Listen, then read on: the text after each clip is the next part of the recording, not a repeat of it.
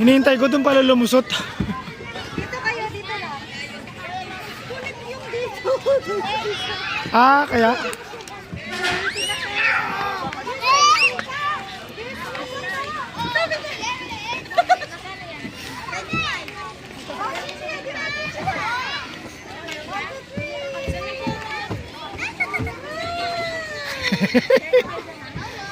Wow, nagagasgas yata yung balikat niya. Ayan, hindi na yata titigil to.